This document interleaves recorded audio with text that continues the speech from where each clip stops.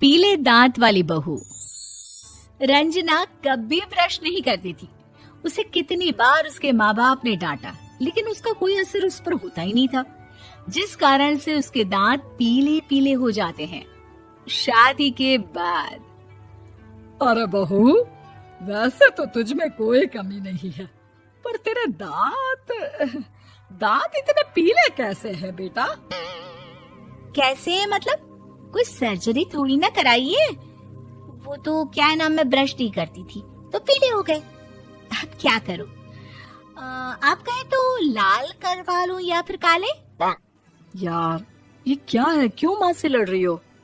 लड़ रही हूँ? अरे मैं लड़ रही हूँ या ये बोल रही है कि दांत पीले हैं, पीले। अरे तपस्या थोड़ी ना की है इन्हें पीले करने के लिए।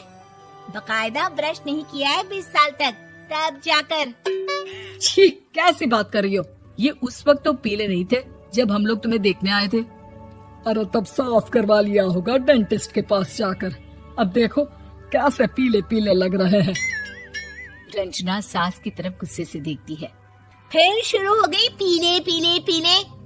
अरे पीले तो तब भी थे जब मेरे हाथ का रसगुल्ला उड़ा उड़ा कर खा रही थी और बोल रही थी, लड़की नहीं गुणों का खजाना दे रहे भाई साहब आप। खैर, अब वो लोग करते भी तो क्या करते, पीले दांत वाली बहू पल्ले पड़ी थी तो झेलना तो था ही। एक दिन कीर्तन में रंजना गाना गा रही थी। अरे कमला बहन, माँ का द्वार है, यहाँ तो सब शुद्ध होकर आते हैं, फिर अपनी बहू को ब्रश भी नहीं करवाती तुम। दूर से पीले पीले दांत भक्ति में बाधा उत्पन्न कर रहे हैं।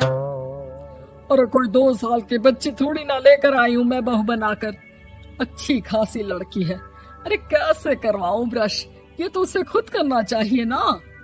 अब माँ बाप तो इसके जैसे तैसे निपटा दिए, ये नहीं सोचा कि सास कैसे संभालेगी। सास बहू को लेकर घर आ जाती है, लेकिन सोच लेती है कि अब इसे लेकर कहीं नहीं जाएगी। अगले रोज बहू कहती है, अरे क्या हो गया, मंदिर नहीं जाना क्या? कीर्तन का वक्त हो रहा है। मेरी मधुर वाणी से कान्हा जी जागते हैं और सोते हैं।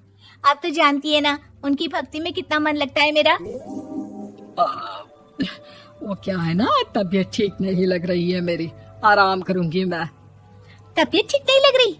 अभी तो मिथुन के गाने पर नाच रही थी आप, और अब बोल रही है कि तबीयत ठीक नहीं लग रही। अरे भक्ति में मन लगा लो सासू माँ, ऊपर जाना है, क्या मुंह दिखाओगी आप? हाँ? सास को बहू की बात पर गुस्सा आ जाता है। मैं क्या मुंह दिखाऊंगी, इसकी चिंता तो ना कर, समझी? अपने मुंह की चिंता कर, जो ये पीले पीले दांत लेकर हर जगह पहुंच जाती है। पता है लोग कितना मजाक बनाते हैं। ना जी ना, मैं नहीं जाना कहीं तेरे साथ। तो ये बात है, कोई ना, मत जाओ, मैं अपने कमरे में ही बैठकर भक्ति कर लूंगी। ऊपर वाला दांत थोड़ी ना देखता है, मन देखता है, भावना देखता है। और अरे बस बस, तू सब कुछ दिखा, बस ये सफेद चमकदार दांत ना दिखाना किसी को, है? जा यहाँ से। बहू को सास की बात का कोई फर्क नहीं पड़ता, वो तो जैसी थी वैसी ही रह जाती है। सुबह नहाकर किचन में खाना बनाना, फिर खाना खाना, कीर्तन भजन करना और सो जाना। एक दिन, माँ जी मैं सहेली के घर जा रही हूँ, शाम को लेट आऊंगी। हाँ हाँ तो जाना, मैंने कौन सा तेरी आरती करनी है घर पर बैठकर। रंजना सहेली के घर जाती है, जहाँ वो पार्टी में जाने की तैयारी कर रही होती है। अरे शिखा, कहाँ जाने की तैयारी कर रही है? मैं गलत वक्त पर आ गई क्या? अरे नहीं यार, उल्टा सही वक्त पर आ गया। मैंने ये साड़ी और ज्वेलरी निकाली है यार, शाम को इनके ऑफिस की एक पार्टी में जाना है। बताना कैसा लग रहा है ये सब? नहीं यार, इस ड्रेस के साथ तो वो वाली ज्वेलरी अच्छी लगेगी। हाँ हाँ सही बोल रही है, मैंने ध्यान ही नहीं दिया। वैसे तो हमेशा से मस्त फैशन सेंस रखती है। तो बड़ा जाती होगी ना पति के साथ पार्टी में। रंजना कुछ नहीं बोलती, बस सोचती है कि यार काश ये बात सही हो जाती, पर मैं क्यों नहीं जाती पार्टी में? क्या इन लोगों की कोई पार्टी होती नहीं होगी? रंजना घर आती है और रात में पति से सवाल करती है, एक बात बताइए, आप मुझे किसी पार्टी में क्यों नहीं ले जाते? क्या आपकी यहाँ ऑफिस में पार्टी नहीं होती? पति बेचारा क्या कहता कि दांत पीले हैं तुम्हारे इसलिए। अरे कोई पार्टी होती नहीं हम लोगों के ऑफिस में, तो कहाँ से लेकर जाऊं? और मार्केट, मॉल, कहीं वीकेंड घूमना, कहीं तो। अरे यार, सारे हफ्ते में एक छुट्टी मिलती है, तो सोचता हूँ कि आराम ही कर लूं। क्यों? रंजना मन मार के रह जाती है। पहले कभी सास के साथ मंदिर जाया करती थी, लेकिन वो भी सास ने ले जाना बंद कर दिया। घर बैठी बैठी रंजना बोर हो जाती है। तभी उसे आइडिया आता है और वो मायके जाने का सोचती है। सासू माँ, 2 दिनों के लिए मम्मी के घर जा रही हूँ। अच्छा ठीक है, आराम से जा। और हाँ, माँ से कुछ अच्छी आदत सीख कर आना कि कैसे शरीर के हर भाग की तरह दांतों की सफाई भी जरूरी होती है, समझी?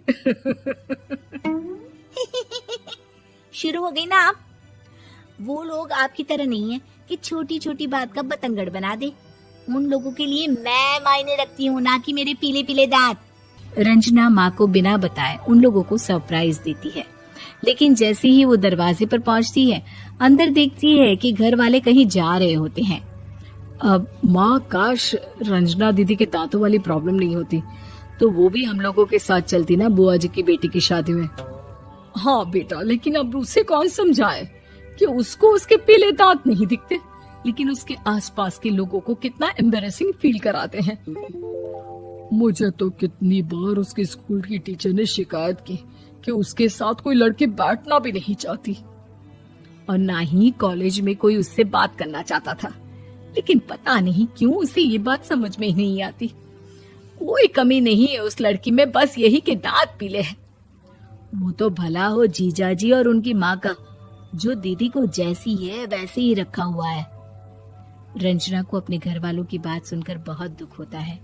वो सोचती है कि वो क्या करे, लेकिन फिर वो सीधा डेंटिस्ट के पास जाती है, अपने दांत चमकाती है और कसम खाती है कि वो रोज ब्रश करेगी। अरे क्या हो गया?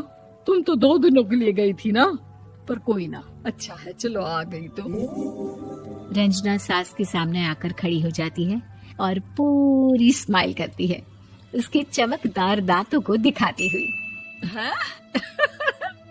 चले मंदिर।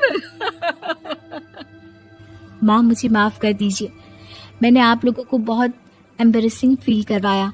मैं आज से रोज ब्रश करूंगी।